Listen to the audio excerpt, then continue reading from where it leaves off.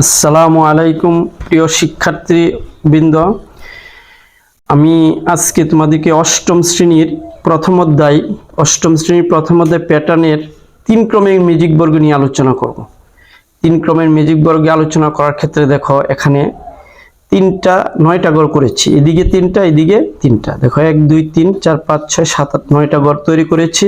প্রথমে 9টা ঘর তৈরি করতে হবে, তারপরে তোমাদের কি করতে হবে, এখানে যে এই যে 2 ঘরের মধ্যে একটা ঘর বেশি করে এদিকে একটি ঘর তৈরি করতে হবে, এদিকে ঘর বাড়াতে হবে, এদিকে এই যে ঘর বাড়াতে হবে, এদিকে একটু ঘর বাড়িয়ে নিতে হবে।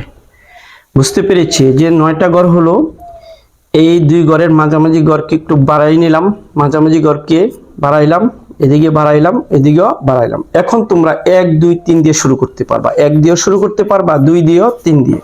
যদি 1 দিয়ে শুরু করি, দেখো এই যে এদিকে 1, এখানে 2, এখানে 3, ব্যাস হলো। পরে 3 এর পরে কত? 4, 4 এখান থেকে শুরু করব, 4 5 6, তারপরে দেখো এই দিকে 7 8 এই 9 দিয়ে দিলাম। এখন এটা তুমি এভাবে শুরু করতে পারো, এখানে যদি 1 দাও 1 2 3 4 5 6 7 8 9 এভাবে দিলে হবে।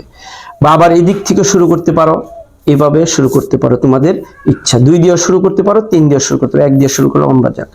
এখনো দেখো এই যে 9টা, এই 9 কেটা এই কালো দাগের ভিতরে নিয়ে আসবো, 9 কেটে এখানে নিয়ে আসবো, 1 কেটে এই যে এখানে নিয়ে আসবো।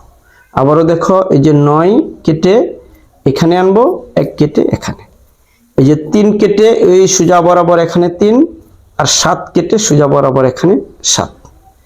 এই আমার হয়ে গেল 3 ক্রমের ম্যাজিক বর্গ। এই সংখ্যাগুলো এখানে লিখে দিব। এই যে এখানে 9টা ঘর আছে, আবার এই যে এখানে কি আছে 4 9 2, 4 9 2, 3 5 7, 3 5 7, 8 1 6, 8 1 6, বাস হয়ে গেল। এখন এদিকে যোগ করব। 3 ক্রমের ম্যাজিক বর্গের মধ্যে বলছে যে দিকে যোগ করো একই হবে, এদিকে যোগ করলে যত হবে, এদিকে যোগ করলো তত, এদিকে যোগ করলো সেই সংখ্যা হবে, এদিকে এদিকে যোগ করলো তাই হবে, কোনাকুনি যোগ করলে সংখ্যা তাই হইতে হবে।